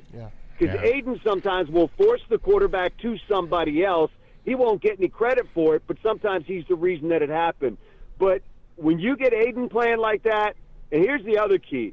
When Aleem McNeil plays the way that Aleem McNeil played in that game, and he's a factor, and you get that big push up the middle, that's a problem for offenses. And the Lions haven't had enough of that, but Aleem showed up in this game, and I hope that sets the standard for what he wants, what he puts out there from here on out. Dan, what's your take on this Packer offense with Jordan Love? And they might get Aaron Jones back. They might get Christian Watson. Romeo Doubs has done a good job. Jaden Reed has done a good job. This isn't the Atlanta offense. This is a little bit of a better offense. Last week, the Lions, they did what they had to do because I don't think Atlanta was going to challenge them offensively. No, and I think, you know, we were still figuring out what Ritter was. I mean, that was his 7th start in his career, so he's going to get better. But he looked like a guy who wasn't ready for that last week. I think that, look, Green Bay has a quarterback that hasn't played a lot, but they've got a lot of guys around him. And they're going to turn around and hand the ball to Jones. They're going to want to run the football. It's going to start with that. The Lions are going to have to prove they can stop it. And then you named it. They got excellent guys at wideout. Dobbs is terrific. Jaden Reed looks outstanding. Yeah, he does. And Christian Watson's a really, really good player as well, who's just going to be getting back into it if he plays. So, look, this is going to be a huge test because they're going to try to make it easy on Love and not ask too much of him. And I think that's the key is, can the Lions put a little pressure on him to force him to make a mistake? I thought in watching that game last week, he's completing 53% of his passes. He's not that accurate right now. He'll give you a chance to make some plays. Lions have to be ready for those opportunities. Hey, Dan, last thing for you. Talk about, putting pressure on Jordan Love. What about this Lions rush defense? I saw they're giving up 72 yards a game on average. That's 5th best in the NFL. Last year, they gave up more than double that, 146.5 yards a game, 29th in the NFL. Man, you want to talk about an improved unit. Allowing half the rushing yards that they allowed from a season ago. That's one way to win some games too, isn't it? Well, it is, and it's where every defense starts. I mean, Ryan, you've been doing this forever. Braylon, you lived it. Maz, you've been doing this forever. You ask any defensive coach, any player, the week before a game, what are the keys? First thing is always stop the run. Never anything else. It's stop the run. Because if a team can run on you, they can exert their will on you. And last year, it kind of leaves your defense helpless. Now, they were better towards the end of the year in not allowing as many rush yards, but a lot of that damage was done, and the Carolina game was obviously just abysmal. But it was absolutely a focus during the offseason because it had to be. And so far, did a good job against Pacheco, did a good job against Walker, did a good job against both those backs against Atlanta, and they will be tested again right away this week against Green Bay. But, yeah, it's better, and that's been a huge part of anything good that's happened to them and will be if they can keep it up. Just a big boost to that offense and to this team if they can do that. Hey, Dan, I know a lot of Lion fans are going to be driving to Green Bay. I think a lot of them already left. The crack man's on his way down there, too. Is this a trip that you enjoy going to? I know you're not going to New York City. You're not going to eat at the best restaurants and all, but tell us a little bit about Green Bay. I've been there once. I loved it, but I know it's not a cosmopolitan stop. What do you take on it? No, but it's a good stop. It's a really cool place. The people are really nice. There's a lot of great bars and restaurants, and we got all our places we go. It's a great Italian place. It's a great steakhouse there. I mean, Green Bay is a fun place, and when you walk into that stadium, you feel it. There is history in that stadium, yes, and you respect their fans because they're awesome, and it's. You drive into the stadium at 8:30, 9 a.m., and they are already lining the streets, packed. Doesn't matter what the temperature is. They're out there tailgating. It's a great trip. I had a lot of really, really bad trips to Green Bay. But, the Lions have kind of come around and won a couple of games there, so that obviously makes it a little bit better. But, look, I love all three of our trips within our division. Minnesota's a great city. Yeah, it is. Great people, great downtown. Chicago speaks for itself. Phenomenal. And Green Bay, look, don't let anybody tell you Green Bay's not a fun place to go. It is, and the stadium's special. And look, for all my time here in Detroit, it's either been Favre or it's been Rodgers. And when you go there, you better pack a lunch because these guys are really good, and there's no difference now. Hey, Dan, you're absolutely correct. I practiced in my rookie season. I practiced my touchdown dance for the first time I got in the end zone. All training camp, all the first week, scored second week in Green Bay in Lambeau, 80-yard touchdown. I got in the end zone and was just so caught in Green Bay, I forgot what the hell I've been practicing. It's the worst celebration ever because when I looked up, there was so much going on. You're absolutely right. Lambeau is definitely one of those mythical event venues. Hey, Dan, thanks, my man. Appreciate it. Have a safe trip. Guys, appreciate it. Thank you. Hey, don't forget you can watch the Lions game on Fox 2, Oh, baby. yeah. Forget about No that. Amazon. Forget about that Prime Video, baby. Forget about Prime Video. Miller, what time's your pregame show start? He's gone. 7 o'clock his pregame show starts. I think ours here on Woodward Sports starts at 6, we'll say. Why not? Just start watching at 6. So you get to bid on your you get to bid locally if you're I don't know how that works. I just know we got the game. If you're local, you get to bid on the Thursday night game, I believe. If you're one of the 2, 7, blah, blah, blah, you get to bid on that. Well, we got that bid, Fox 2-1, baby. The hell with Prime. If nothing else, I have Prime Video too, but I'm watching on Fox 2, so you can kind of flip around. You can't flip around on these damn streaming services. This is true. Why would anyone choose to go to Amazon Nobody. over Fox? Anyway. I'll make it make sense even more. ESPN had both games on Monday, correct? Both Monday night games. ABC and ESPN. But let's just say you're on streaming. You can flip back and forth between ESPN. I would have to click out of one ESPN, then click on the game, and then click on which way I want to watch it. Do I want to watch it with my provider? Do I want to watch it with my log into my subscription? They was on the same 5 minutes. It took 5 minutes to get from this. They were on the same screen. Yeah, it's 5 minutes. On the same damn screen. Unbelievable. All right, guys, we'll take a break. When we come back, you'll hear from Dan Campbell talking about those Detroit Lions, and we'll go around the league. But first, a message from Swiss. Yes, Swiss Insurance. Do you have football on the brain like us? Of course you do. Fall ushers in college and professional football, and this year is going to be awesome. Fall is also a perfect time to shop your home and auto insurance. Shop it like a pro with the pros at Swiss Insurance. They cover us here at WSN, and they should be covering you too as well. Ask for Mark at Swiss Insurance today at swissins.com or give them a call at 248-800-4177. Swiss Insurance. Brace yourselves, Detroit. As the sun begins to set, 2 of Woodward Sports' brightest young stars will be taking the mic for a brand new show. Woodward Nights with Spooner and Broder. The dog days in Detroit are over, and the boys are unleashed. Join in on the banter and hop on the bandwagon of the #1 night show on the internet. Tune into the Woodward Sports YouTube channel every weeknight from 8 to 10 p.m. Woodward Nights with Spooner and Broder.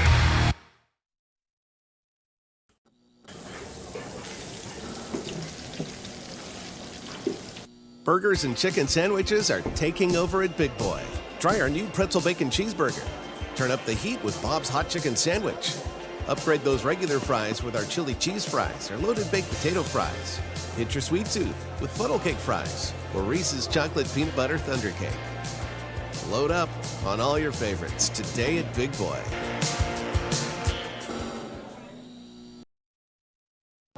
Now, coming to Woodward Sports, Woodward and Main Street, the Woodward Sports Network Detroit Lions Show. Let's go! Catch Gabrielle D. Phillips, Matt Broder, and Terry Foster for all the latest news on your Detroit Lions every week. Only on the Woodward Sports Network YouTube channel and woodwardsports.com.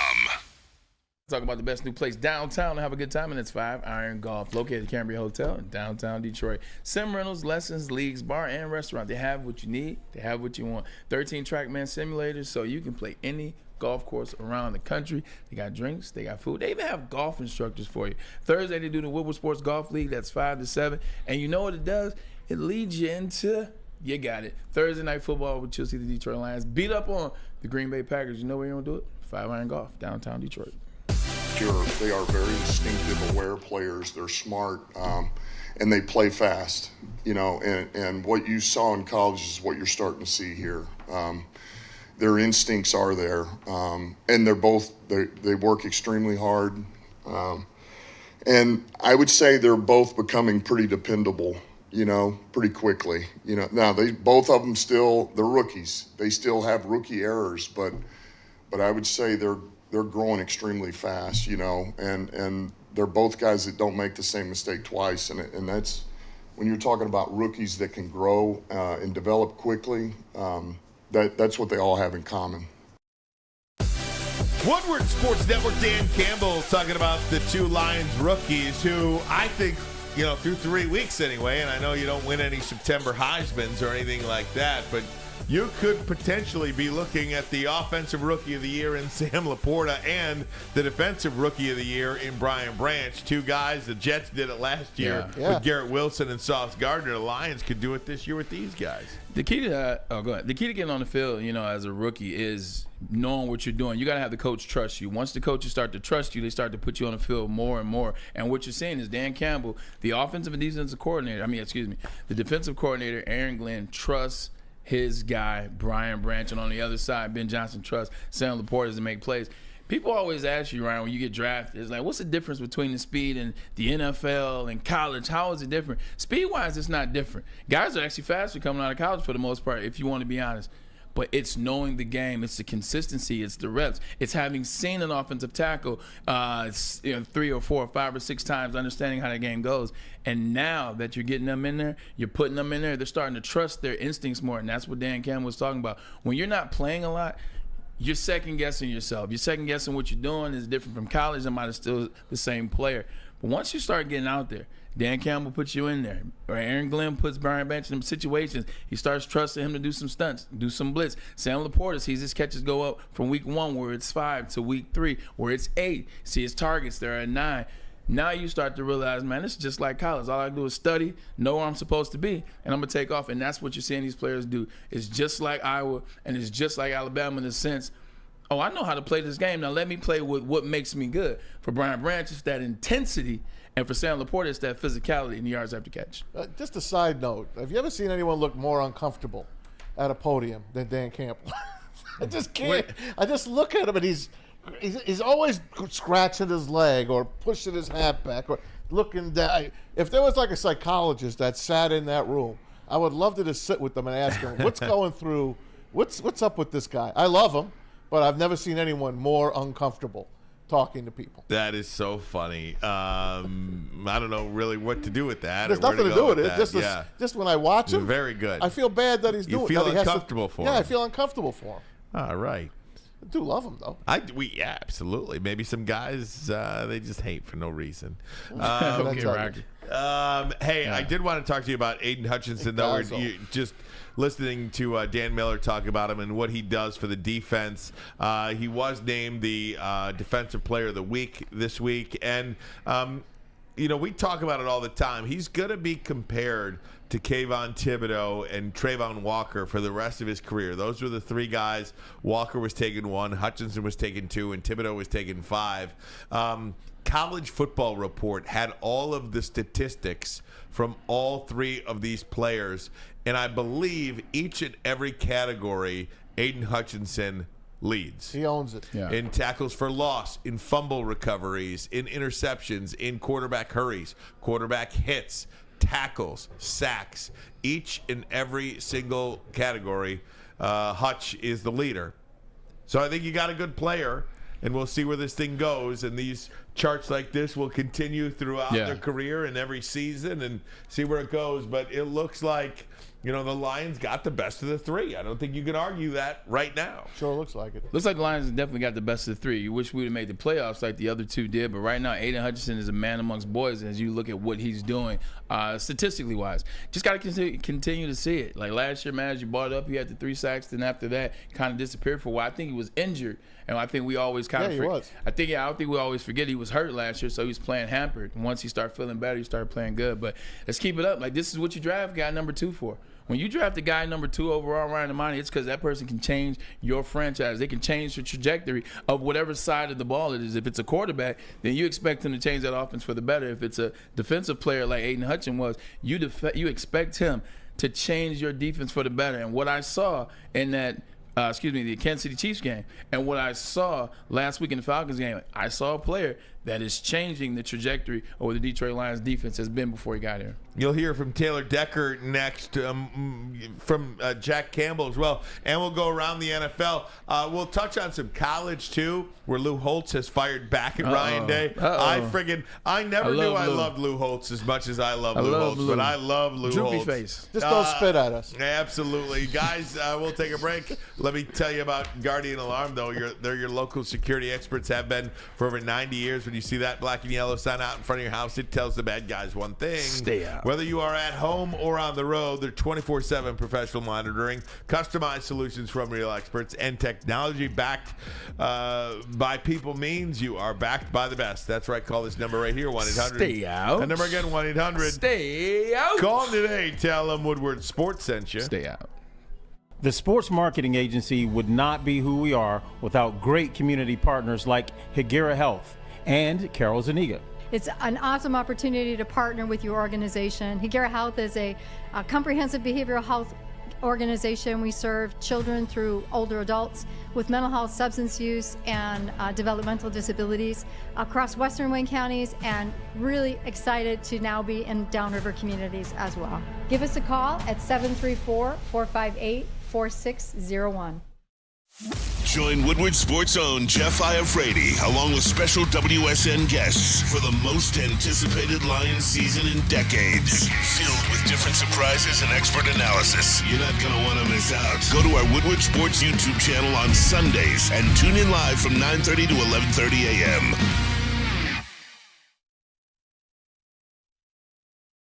Calling all landscapers. This is Darren McCarty.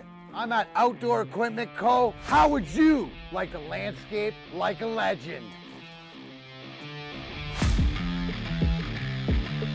How about a bad boy zero turn? And even a chainsaw.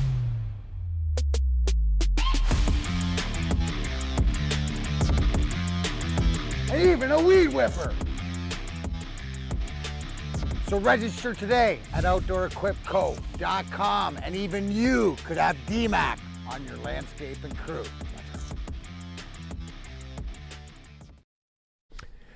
Hey, gang, let me tell you about Bullseye. That's right, tailgate with a legend. Join Woodward Sports at Long Drink Sundays during the home games for the official Lions VIP tailgate party. Eastern Market Shed 5. Going to be a bash. Starts at 9:30 until game time. Official Lions tailgate back and better than ever. We'll see you next week when the Lions and Panthers do battle down there. Hope you liked pregame with Woodward Sports. Be treated like a VIP. Food, beverages, entertainment, all included. You can get your tickets online today.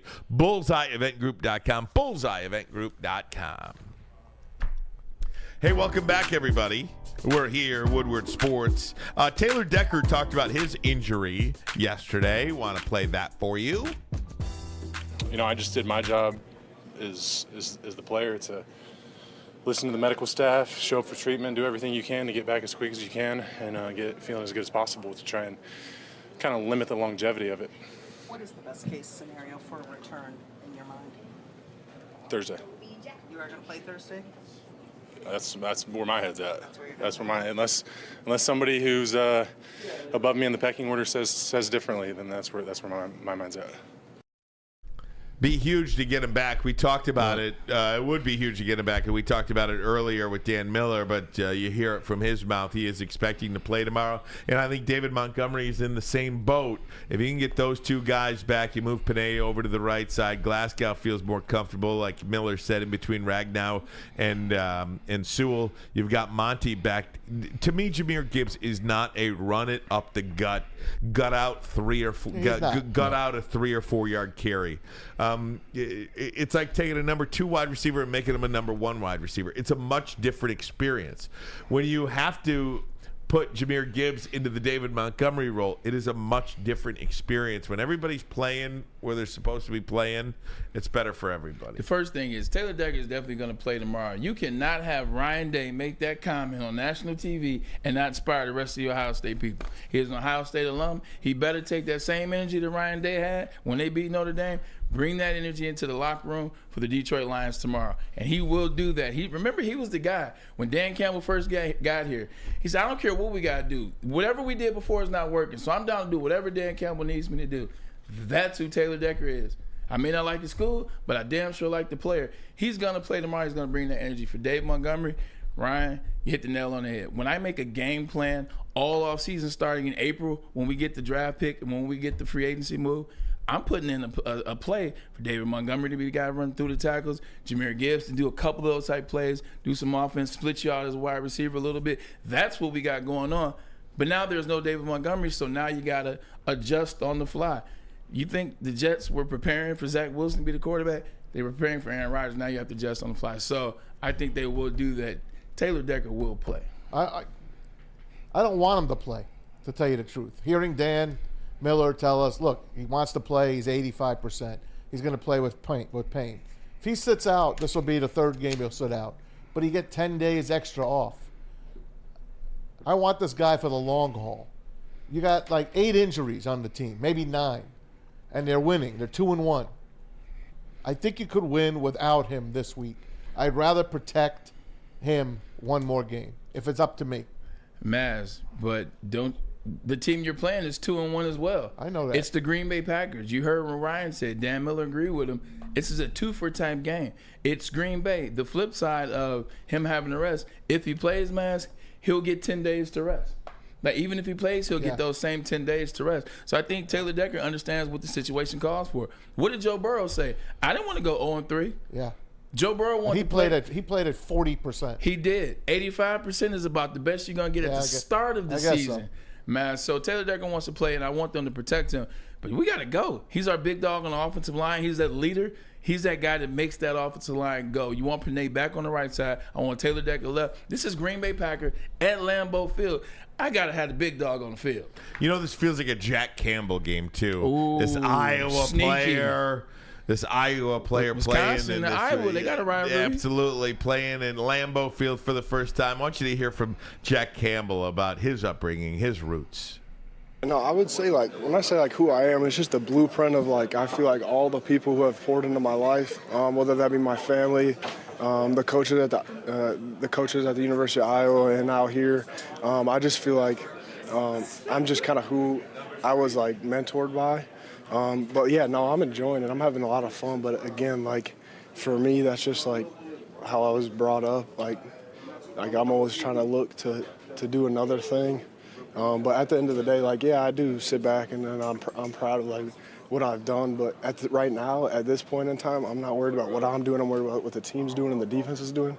Because I know, ultimately, if we want to reach where we're going to reach, you can't have people thinking on, like, an individual basis. And, again, that's something that I learned from Iowa that I'm applying to here. So when I say who I am, it's from, like, everyone who's poured into me to create who I am today. So I love this guy. He's just a solid dude.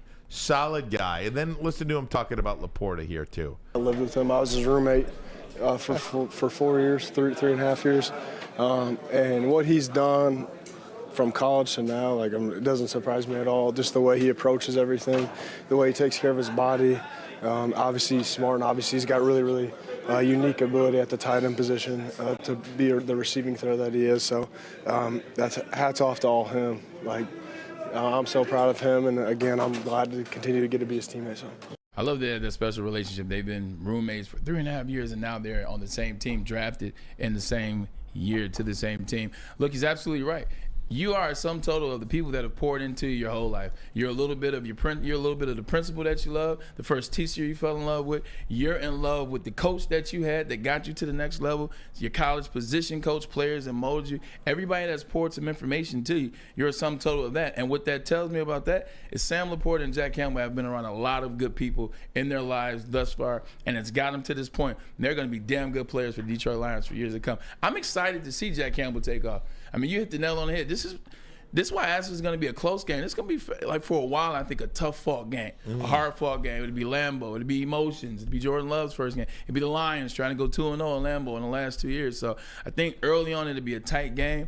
Look for Jack Campbell. I'm agreeing with you to make some plays in this game. But look for Sam Laporta, like Matt said last week. Look for him to continue on that and Jared Goff and that relationship that they have. These guys play like vets. Yeah, they do. I mean, whether it's Branch, Laporta, Campbell, hell, even Gibbs. Gibbs was 4.5 yards a carry last day. Look who coached them. I was just about to say, you know what they all have in common, Maz? Yeah. Not even just who coached them. How old is Nick Saban? How old is Kirk Ferentz? Yeah. They're older coaches. They get it. They teach class. They teach being a gentleman. They teach you to love the game. And they teach you how to play it the right way. Kirk Ferentz has been doing it for a very long time. You can crack all jokes you want to. He has been winning at a very long time in the West. And Nick Saban's been winning at a very long time everywhere. So it's the coaches that taught them. Nick Saban, he's a stickler for doing things the right way. Kirk Ferentz, you haven't ever heard anything with the exception of gambling stuff at Iowa. He's a stickler, doing things the right way. Brad Holmes and Dan Campbell are drafting guys that play with coaches that do things the right way. We'll go around the NFL. We'll do it next. We'll talk a little Lou Holtz as well. And we got to get Maz some baseball segment in honor of the American League jersey there from 05. But first, a message from Big Boy. All right, Big Boy loves you guys. You know that. Sandwiches and burgers are taking over right now at Big Boy. Try their great cheeseburger and the new pretzel bacon cheeseburger. If chicken's what you want, then the Dolly chicken sandwich or the hot Bob's chicken sandwich. Get on that and order your fries and get them up and do it a little bit better than just regular fries. The chili cheese fries, the loaded baked potato fries. Save room for dessert. If you love Reese's, you're going to love Reese's chocolate peanut butter thunder cake and the funnel cake fries. All that, and you can order a shake as well at Big Boy. Where's the most convenient place to get that big fitness energy? It's Planet Fitness. Join today for just $1 down, $10 a month. With over 2,400 locations and equipment for every workout, you can get in, get energized, and get going. And with free fitness training and most clubs open 24 hours, everyone belongs in the judgment-free zone. So join today for $1 down, $10 a month, no commitment, cancel anytime. Deal ends Wednesday, September 13th. Join now at any Metro Detroit location. Hurry, offer ends soon. Woodward Sports' own Tom Mazaway and Sam Stick Day will be hosting our Lions postgame show after every Lions game all season long. Tune into the Woodward Sports YouTube channel for his hot-off-the-press takes, game analysis, and Kool-Aid sipping celebrations. You won't want to miss it. Join Maz, Stick, and special guests each week immediately following every Lions game, exclusively on the WSN YouTube channel. It's the Randy Wise Celebrity Golf Tour. You're a good coach, Tim. Oh, great shot. Some of the biggest names in Michigan sports, and some, well, not so much. Oh, yeah, baby. Oh, yeah, baby. Oh, shit. Go in. Watch episodes at woodwardsports.com. At the Academy of Warren, they have a brand new state-of-the-art sports dome field house with a regulation basketball court, volleyball court, and soccer field that can be also used for 7-on-7 football K-8 that features AM, PM latchkey, small classroom sizes, Learning Street, futuristic media center, free breakfast and lunch, Houghton Mifflin curriculum, academic games, K-8 athletics, and obviously so much more. Now the Academy of Warren is accepting new enrollment, so go to the academyofwarren.net, that website again. academyofwarren.net. Academy. Oh yeah, I want to thank Mr. Kearney for that great facility over there. Why are we on the show schedule for tomorrow? You said what? Oh, I'm sorry. That was at night. That's at night. What were the names at 8 a.m.? Braylon Edwards, always random. There you go. I'm going to start calling you Random Braylon. Random Braylon. Tom Mazaway, let's go around the NFL, shall we? Let's do it, guys. You know what the Dolphins scored on Sunday. 70 points against the Broncos. But did you know they scored with that 70 points? That's more than 18 teams have scored altogether this year through week 3. Look, how about that? And that's why I asked that question, will the fence stay high? Look, and maybe if they lose again to Buffalo, I understand that, but that offense is going to stay high. To me, it's just like when the greatest show on turf happened. Nobody could stop the Rams. Now, you can score more points than they could because their defense struggled a little bit, but nobody could outscore them, and that's what's going to have to happen with them. Right now, the way they're running these motions, he took what Kyle Shanahan did and made it that much better, and he just happens to have 4 guys on that team to run 4-2. Remember when he was hired, too? It was like, what is this, a joke? Yeah. Who's this little pipsqueak little guy? You know, who's this little guy walking around the sidelines with the glasses? I think he's on the, dork. I think he's on the spectrum. I do. One he of is them, not before fair. One of them like an offensive genius of our time. Yes. I love him. But that's starting to be everybody you hire. Like, look at Sean McVay when he got hired. Yeah, he was his genius, but he was a 31-year-old guy that was under 5'5". I mean, look at the coach in Philly. Look at him when he got hired. Look at his press conference. Look at Dan Campbell when he got hired. Nobody that's getting hired right now fits into the measurables of back in the day. What a coach looked like, how a coach spoke, how old a coach was going to be. Every coach look at the coach with the Cardinals. Remember his Kingsbury. Remember? No, the one currently now. Oh, Jonathan Gannon. Remember his hype speech and everybody laughed at him? They was like, that wouldn't motivate me. Well, Cardinals beg to differ. Everybody's going to look different. Because there's no more, this is what a coach is supposed to look like and sound like. Back in the day, they all sounded like Bo Schembechler. They all looked like Parcells. Look at Sean Steichen. He's got the Colts 2-1. Shane Steichen, him too. He's got the Colts 2-1. Unbelievable. They're doing good. They are. Jonathan Gannon's got the Cardinals are in every game. I know. With Josh Dobbs or something like that. Joshua Dobbs. Arizona, they didn't even sell his jersey. He went to go buy his jersey and the team. Yeah. Thanks for stealing my thunder. Oh. Here it is. Yo, Josh Dobbs here. All right, I'm in the team store for the Cardinals, trying to get a jersey for my fam. Check this out. So I walk over here to get a jersey made. Boom. Adult. Then I go large. Next. Then I go select from roster. Okay? Next. And guess what? Your boy is nowhere to be found. You got all the numbers and no number 9. Like, yo, I know I just got here, but at least, come on, we can at least have the custom jersey ready for me. Help your boy out. Yeah, I have nothing to say about him and them not having his jersey. What I do have to talk about, the fact that you can make a jersey like Johnny on the Splat at a vending machine in 2023. Unbelievable.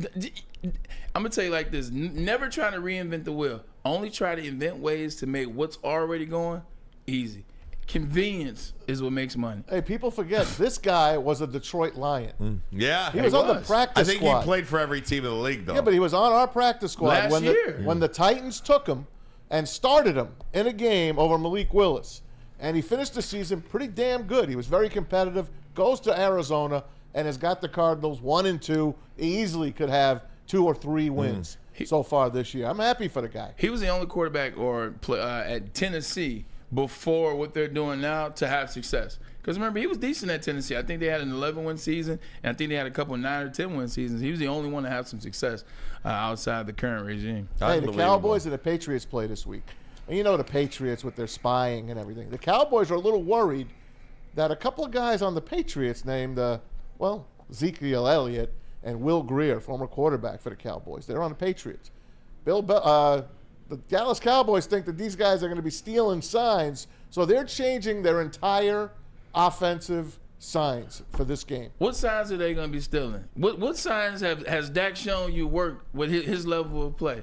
They're not going to be – you know how many former players play on teams when they play against each other all the time? They're not stealing anything. This is some BS the Cowboys came up with, just like they always do. This smells like Jerry Jones to distract you from something. But again, and we talk about it with college, whatever you feel like you have to do to motivate your team that week, these are the Steelers. These guys are stealing signs over here. That's not motivation. When you leak information out like this, Ryan, that's called a distraction. We want to distract you from the fact that Mike McCarthy and Dak Prescott sucked in the fourth quarter on offense. They could not get it done. We want to distract you from the point that Trayvon Diggs being out might hurt that defense a lot more than we thought because they can't be physical at the point of attack anymore and just let their defensive line go crazy. They got to play reserve, and reserve got their ass whooped against the Arizona Cardinals. That's distraction. Dang. Hey, another one of our ex-Lions, Kyle Van Noy, back with the team. The Ravens signed linebacker Kyle Van Noy. As usual, Baltimore suffering with injuries during a season. I got nothing on that. I figured I'd just bring it up anyway. Okay, Travis Kelce. Travis Kelce, guys. His new girlfriend or his friend Taylor Swift. Look what the Taylor Swift effect has had on Travis Kelce and his social media. 300,000 plus social media followers added, 400% increase in merchandise sales, and top 5 selling jersey in the NFL. What gets you number one? Who do you got to date to go to number one? I don't know. Who's number one? Patrick Mahomes? I would think it's Patrick Mahomes. I would think it's Mahomes. You see the latest cartoon? Let's see. Brittany Mahomes Yes. supposedly jealous of Taylor Swift. They got some great cartoons about these. I think that's a stage thing too. I don't think that's real. I mean, she's the first. She goes from the first lady of the squad to not even to mention wives get like that. Wives get petty like that. Top selling NFL jerseys according to Fanatic. Patrick.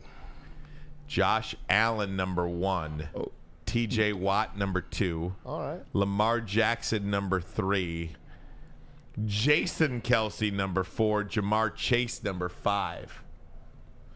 And then, that was before this. Wow. So Mahomes only said so. Mahomes is 6. How about Everybody that? probably already got his jersey. Probably.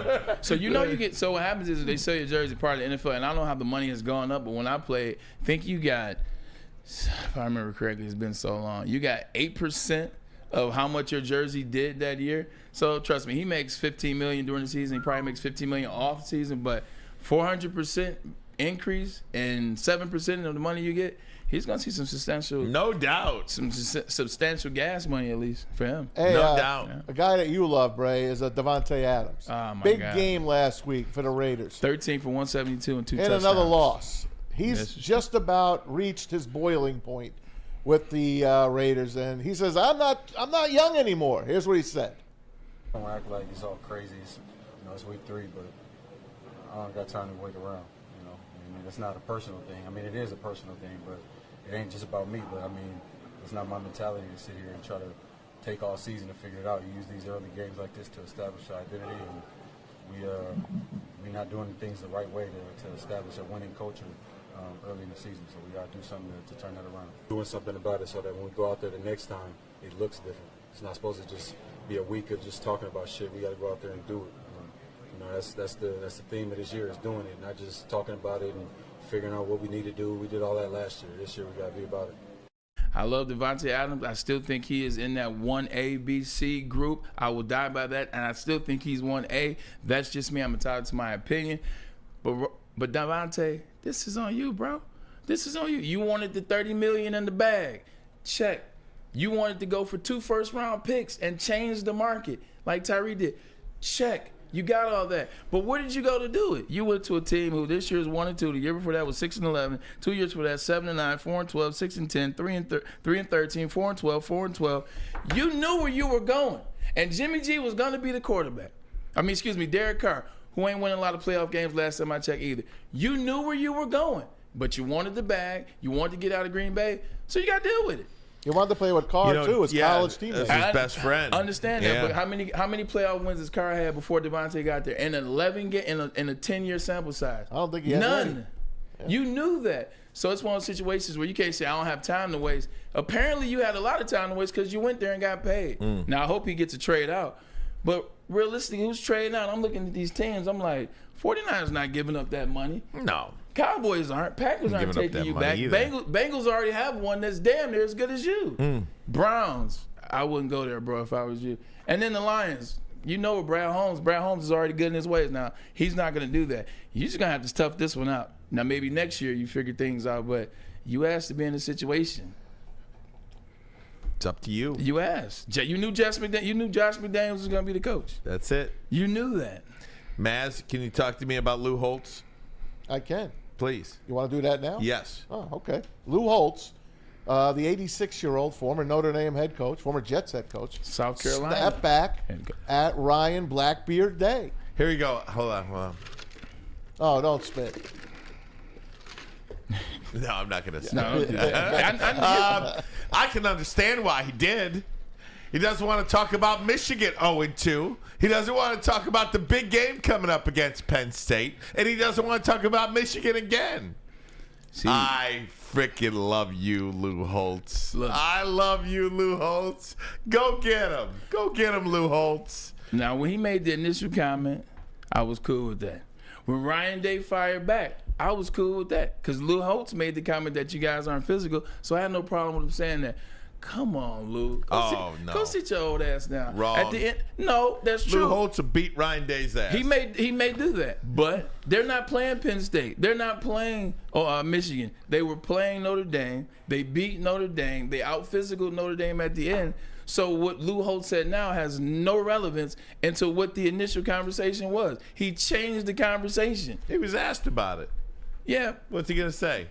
No comment? No, just be like, you know what? They played physical in that game. We'll see what happens against Michigan. Hey, Lou went on to say, which isn't He's on still that. talking. Lou said he's a great Keep coach. talking. He's done a tremendous job. He's a great offensive mind. He hired an outstanding defensive coordinator. He's doing a tremendous job. Ohio State's a good football team. This is a backhanded compliment. I don't think they're a great football team. He can go after me all he wants. I don't have a problem with that. Freaking love Lou Holtz. Guys, Maz is going to give you his Tigers update next. But I've got other teams. And I have a reason why Miguel Cabrera never connected with me. Okay. I'll tell You're you still that. on. It's like a year. It's like 2 years later. No, I'm just going to tell you because I want to get. that. I want to get in on this. Clean yourself. I have made it a point to get to the ballpark one more time at Tiger Stadium, one more time to see, Pudge or Maglio or any, all these great Tigers. You know what I mean? And I haven't even thought to go down there to see Cabrera. You didn't even know what number he was. I was. You just keep digging a hole deeper. No, I'm not trying to dig. I'm just trying to explain. Back next. But Cleanse first message yourself. from Fairway Packing Company. For over 60 years, Fairway Packing Company has provided Michigan's finest restaurants, hotels, casinos with prime beef, Wagyu beef, and dry-aged Hey, beef. let me stop you a second. Last night I went to a restaurant in St. Clair Shores that served Fairway Packing burgers. What I tell you, it was freaking. the Burrata it was Blend awesome. Burger. The Burrata Blend It was Burger. awesome. You can get a burger there too. It's nothing better. Visit the steak shop in Grosse Pointe Woods. Grab and go steaks. Grab and go burgers too. You can order online if you can't make it in person. Fairwaypacking.com. Fairwaypacking.com. Cut, source, age pack to perfection. Perfection. Sorry, Bray. Join Woodward Sports' own Jeff Iafrate along with special WSN guests for the most anticipated Lions season in decades. Filled with different surprises and expert analysis. You're not going to want to miss out. Go to our Woodward Sports YouTube channel on Sundays and tune in live from 9:30 to 11:30 a.m. By now you know me, Christina Gennari, as the obvious choice in real estate. And you know my website, soldchristina.com, as your #1 resource for buying or selling your home. Myself, along with my amazing staff, pride ourselves on making your home buying and selling experience a relaxing and easy one. Come see why we are the obvious choice. Christina Gennari at soldchristina.com, the obvious choice in real estate. Brace yourselves, Detroit. As the sun begins to set, 2 of Woodward Sports' brightest young stars will be taking the mic for a brand new show. Woodward Nights with Booner and Broder. The dog days in Detroit are over, and the boys are unleashed. Join in on the banter and hop on the bandwagon of the #1 night show on the internet. Tune into the Woodward Sports YouTube channel every weeknight from 8 to 10 p.m. Woodward Nights with Booner and Broder. Hey, what happens when you run a great business for over 50 years? You expand and offer more products to more people. That's exactly what Les Stanford did by adding Les Stanford Buick GMC. Same great service that customers have come to know and trust. Located on Woodward, just south of 9 Mile. And, of course, if you're looking for a Chevy or a Cadillac, Dealer of the Year. That's right, Les Stanford Chevrolet Cadillac in Dearborn, named Dealer of the Year. You can find the brand you want under one umbrella. LesStanford.com. LesStanford.com. Find new roads. So, Maz, just the thing about Miggy, and I am trying to think why he just never connected with me. By the way, the game is sold out on Sunday officially. That's great to hear. And minimal tickets available for the rest of the weekend against the Guardians. It's great to hear. He will not play day game tomorrow. He will play every other game but the day game tomorrow. You never know if he gets a pinch hit opportunity or something like that, but not scheduled to play during the day game tomorrow. The one thing about me, and I've always said this, just whether you like it or about me or not, I couldn't care less inherently about individual statistics. Yeah. I'm just not an individual statistic guy. I don't care about what category you're leading in. Did you win games? Did you win championships? And I think that is, for me, why a guy like Kirk Gibson or Steve Yzerman or, Joe Dumars, Isaiah Thomas, they resonate here more. Right. It's got nothing to do with the language barrier. It's got nothing to do with with what country you're from or anything like that. It has to do with the amount of championships you won. And the championship he won was in Miami. He has lost more games than he has won in the totality of his Tigers career. He's a losing player. That's not his fault, but it's just a connection part for me. Had they won a World Series, it would be a much different story. I believe that.